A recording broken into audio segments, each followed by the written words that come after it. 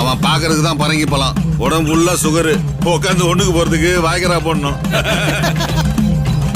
லூசாயா நீ? காலில் விழுந்து மட்டும் இல்ல, கடந்து தவறான் தலைவரா. இவன் சரியா வருவான். இப்படி தவழ்ந்தவன்லாம் என்ன பண்ணான்னு தெரியும், நீ மூடு. இப்பெல்லாம் தாடி வச்சிருந்தா தான் லவ் பண்றாளுவ, சிறச்சிட்டா செல்லாவா.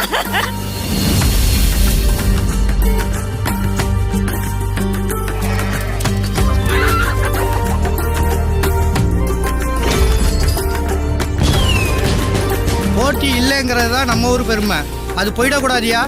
போட்டியே இல்லைன்றது பெருமை இல்லைங்க,